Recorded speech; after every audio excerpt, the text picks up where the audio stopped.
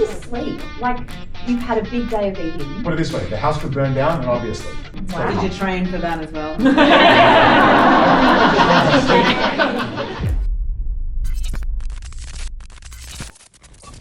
Do you know what a Nasendoscope is? I have no idea, but I'm at Canberra University Hospital. We're gonna go to the speech pathology ward and they're gonna Nasendoscope me. Don't know what the hell to expect, but let's do this, man. Let's go have some fun.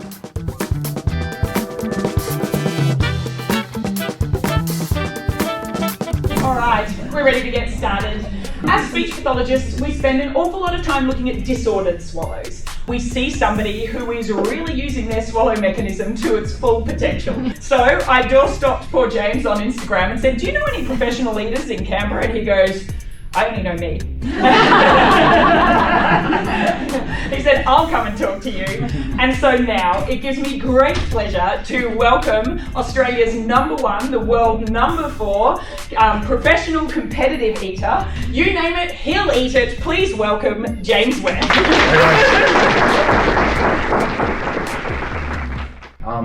Look, I'm James Webb, competitive eater. I do some crazy things. I'm actually afraid of what's going to happen. I don't even know what you guys are going to see inside me. So what got you into it, James? I didn't know anything about competitive eating.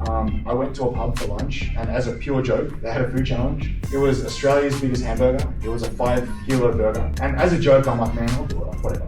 Anyways, I did it in like 20 minutes. From that, obviously, they made a video, and competitive eaters actually reached out to me around the world saying, dude, like, you're really good at this. And I kind of wrote back saying, like, what is this? I don't know. So it turns out competitive eating is actually a sport. Have you done the Coney Island? Yeah, I've come third, 3 years in a row. Yeah, right. Has everyone heard of the Coney Island hot dog eating contest? Tell us about it. So that's like the Super Bowl. So 4th of July, this weekend, it's a massive weekend in America. And ESPN come and they make you sign a waiver because they're going to film you, and you get this uniform and you get driven in a bus and you feel like a rock star, right?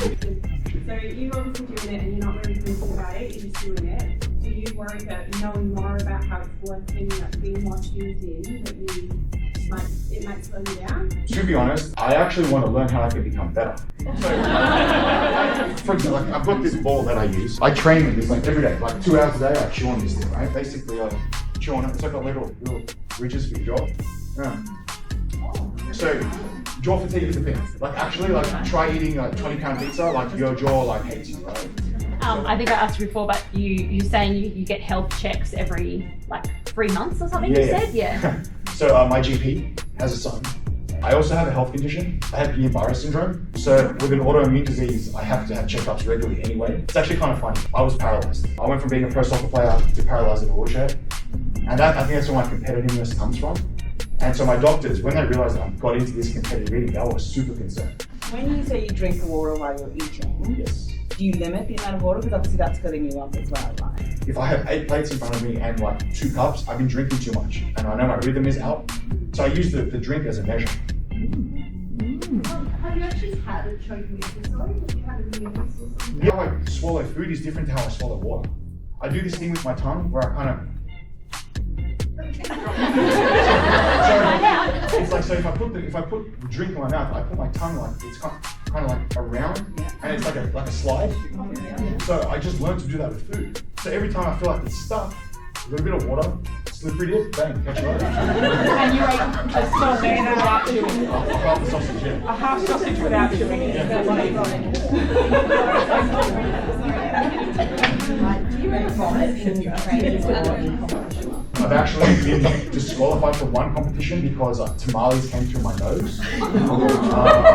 Yeah, I think I had food in my lungs, maybe, I don't know, but like basically I was like this, and it just starts coming out like a nosebleed. My mouth is full, I had food in my mouth. And then it's like this thing comes out of my mouth, I'm like, trying to block this one, then it comes out of so I got disqualified, but it was worth it. Like, it was actually really funny. How much is actually digested and broken down, or do you have a lot that comes out as it went in? We were all thinking it. Alright, look. Is that okay, James? You're okay with that? We're okay with it. When I go to the bathroom, it's like a volcanic eruption. Okay? I actually don't remember the last time I had a solid poop. It's like water.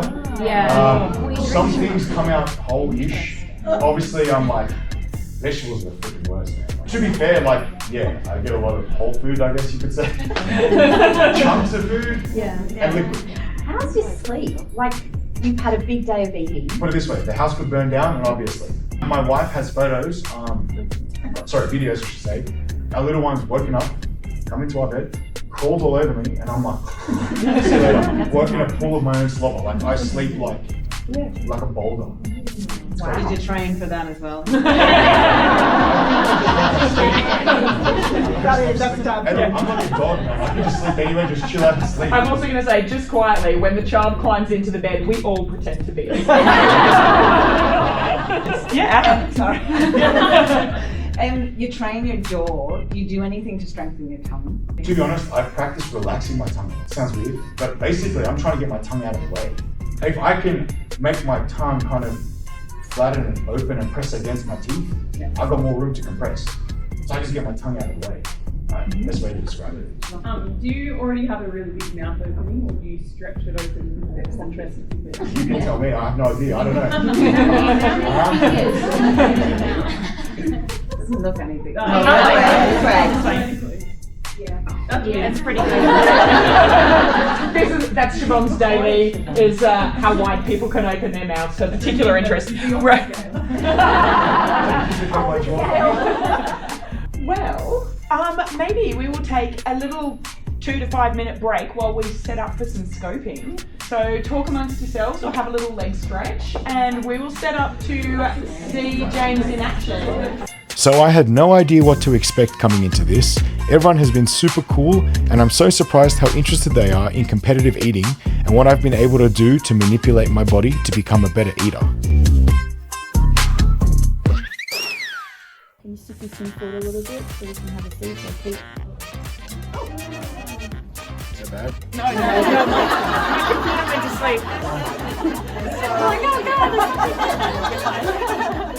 I'm not gonna lie, having a camera put up your nose and down your throat is a really strange feeling. I guess lucky for once, my big nose comes in handy. There is ventricular fold involvement, areoepiglottic fold shortening, and hold your breath really tight like you were as if you're eating. So we're actually not just getting true fold closure, but ventricular fold, areoepiglottic shortening, like near complete pharyngeal vestibular closure. So you're actually closing your airway when you're holding your breath. You're recruiting more muscles to actually close that hole up, which is pretty cool and necessary. Honestly, I have no idea what was just said to me, but it seems very interesting and they seem intrigued, so I guess I'm doing okay. Just pull back a little bit lower.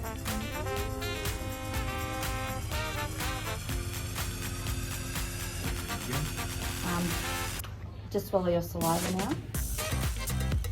Oh, yeah, that's better. Have another sip. They asked me to drink some water with blue dye and then swallow some donuts. This was definitely an interesting experience. Turns out when I eat normally, I do some weird things with my throat. And then when I competitively eat, I can turn my throat into a storage device. So this is normal speed, not your fastest speed. This is actually kind of fun and a cool experience.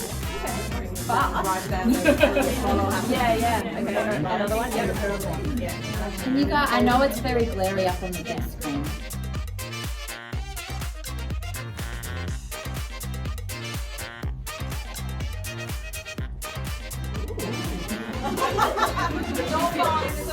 Did you feel like you held a bit there and then swallowed again? Because it was a bigger chew, you kind of do a double swallow. Yeah. Because you can do 2 swallows before you pick up the next donut. Yeah, you just kept it right down there. Cool.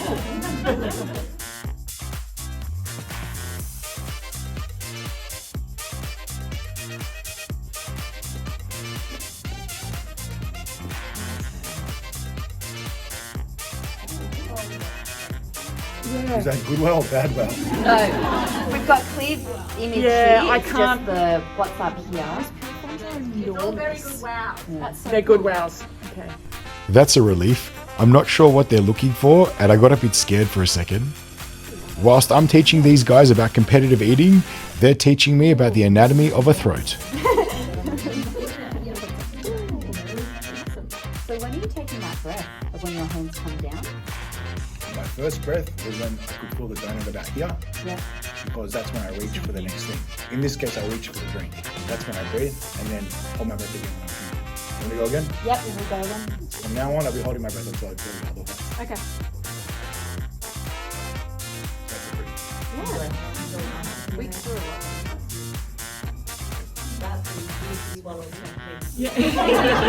Thank you. You figured it out. Obviously with my head back, I couldn't see the screen, what everyone was looking at. I was just swallowing and breathing as I was told. But watching the action on the screen, it's really interesting. Maybe I truly am built different. Oh, there's a bit of residue on the back of your tongue. There we go. Cool.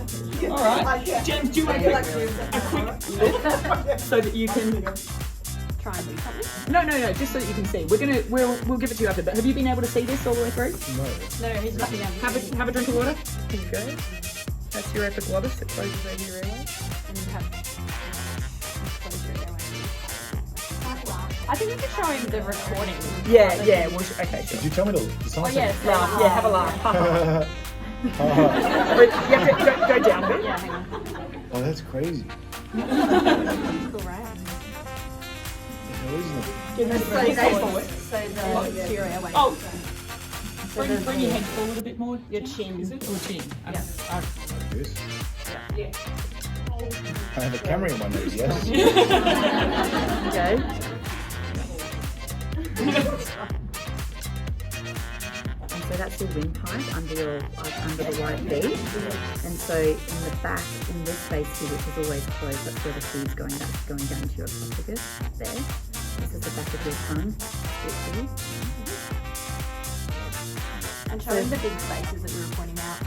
So these spaces at the back here, on this left and this right side, we all have these spaces. Yours are just very deep, so it makes sense if you can hold food there. You've actually got natural spaces in your throat that hold that. And a bit here, under this space here is a natural space where you can hold food too. If you want to take a sip of water, you can see that blue just creating there. And so if you want to, do you want to eat and have a look at what's happening? No, that's cool. We can show. We've recorded it. And we'll show. We'll send it on to you. Alright, is your face smelly? What a great day and an unbelievable experience. Until we endoscope again.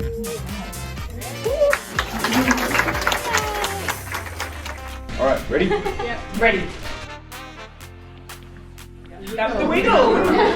That was a wiggle. So with a donut, right, you can store it here, put the next one in, water, wiggle, and you're good to go. You have it has been really fantastic having you today. I think everybody has learnt a lot, is seeing things differently, which is what I was hoping that would happen to us today. I mean, what I do is not for everyone. So when people want to listen, I just appreciate it that much. I know it's like a bit weird sometimes, but it's like, you guys find it fascinating, I think it's hilarious. So let's ask you about your bowels.